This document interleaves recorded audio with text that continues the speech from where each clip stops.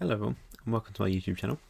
Today we're going back to my weekly WandaVision review. This is episode 7, we're at 7 now, and it's called Breaking the Fourth Wall, because this episode we've gone squarely into the late 2000s, around 2000, early 2010s.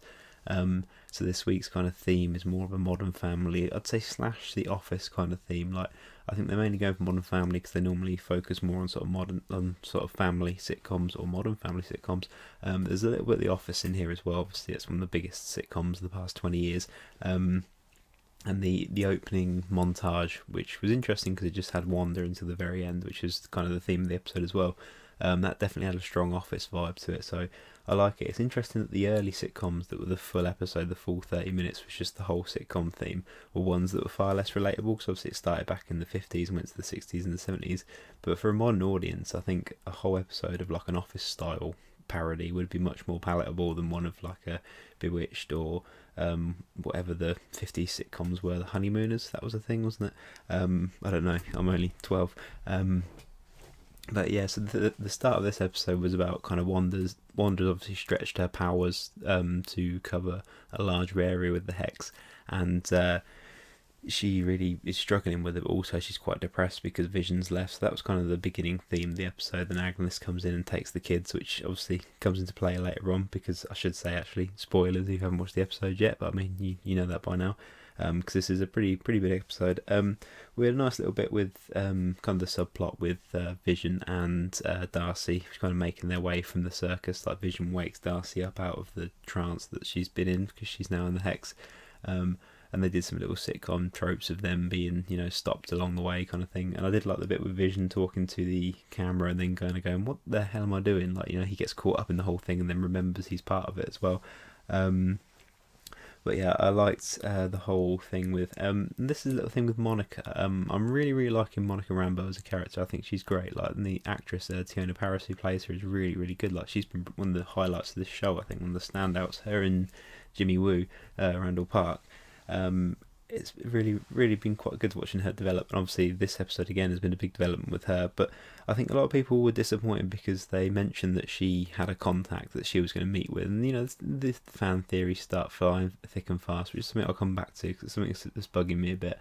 People thinking who it's going to be, and then it was one of the commanders from Sword, General, I think she was. I can't remember her name now, but she's not a big character. I don't think she is a character from the comics or anything, and that's fine because they never said it was going to be. But people started going because she mentioned she knew an aerospace engineer before, which isn't related to this part of it. It's a completely different character. This isn't the person she mentioned previously, but I think people were expecting it to be Reed Richards, which is a common theory, but I never really bought into that. I thought, it'd be cool, be an interesting way of starting the Fantastic Four in this universe, but I didn't expect it to be. And it's another thing where, again, I'll come back to it in a sec, but yeah, we had Agnes with Billy and Tommy, the little bit where you start, because I've talked about Agnes from the start, and I never wanted to mention who she was, kind of thing, because it's been known kind of from the start which character she was actually playing. But I thought some people watching this video are probably fans of the MCU, but probably aren't as into the comics, so don't know some of these characters. I mean, she's not a massive character, but I don't particularly know her that well, but she's a character I just kind of knew of from reading comics. And obviously it's been known for a while that she's playing this other character, so I never wanted to mention it because it would kind of be spoiling it, even though I hadn't seen it yet, if you know what I mean. But which I'm glad I didn't, because there's people watching this who didn't know who she was, and it's been such a big reveal. Even someone who knew it was quite a good reveal, but also obviously if you don't know, it's even bigger. Anyway, I'm rambling, but Monica's whole transformation scene was really nice. I wasn't sure if they'd go all the way with it because she's had a few superhero names. I think she was called Photon, is a main one, Spectrum, and she's been Captain Marvel at some point as well. So we get to see her like going through that whole thing, and you hear the different voices like her mum and Nick Fury and Captain Marvel, Carol Danvers, which was cool. So it's a good way of her getting her powers because they set that up earlier on, saying she the thing rewrites your cells and that kind of thing. And so when she confronts Wanda and she does the superhero landing, which is more of a thing now since they brought it up in Deadpool, but yeah, that was quite good. But obviously the main part of the episode is the big reveal, really. And again, this is another thing I think of. If there's been a lot of fan theories since the very beginning that Mephisto is going to be involved in this. And if you don't know Mephisto, he is the devil in the Marvel universe, basically. Well, he was at one point. It's a whole thing. He's not anymore, but he basically is their equivalent of the devil.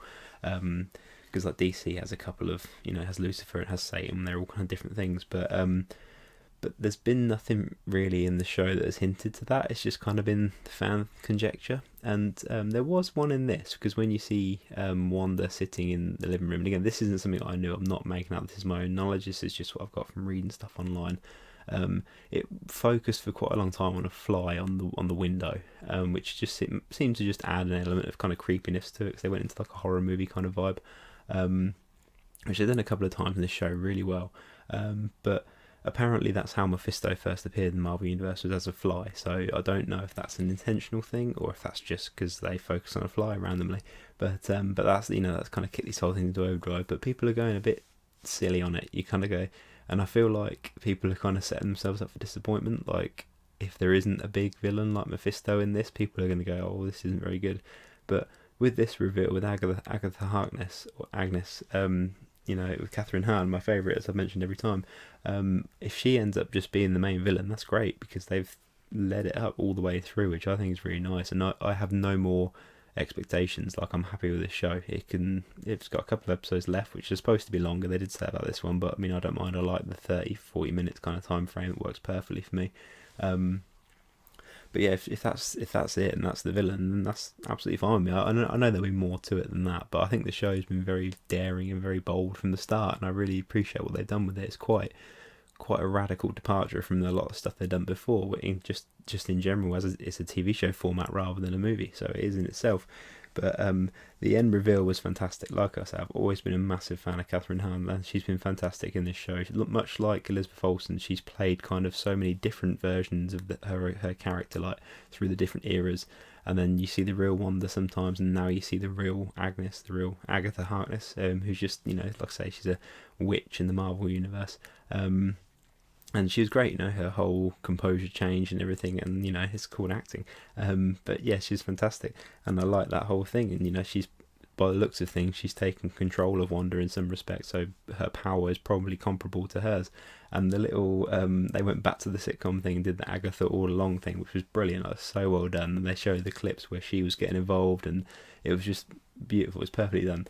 But to kind of, I think what they did really well, and this upset me again, but in the way it was intended to, was like, the whole reveal was great. Like I said, that whole little video, the song was really catchy, Agatha all along, and so you kind of go, she's great, even though she's the villain, And then obviously they pointed out that, as I mentioned before, I suspected that she was the one that killed Sparky the dog, which you kind of go, oh yeah, well, this is great, this is funny, and then you go, oh no, she killed a dog. Like, I don't like her at all.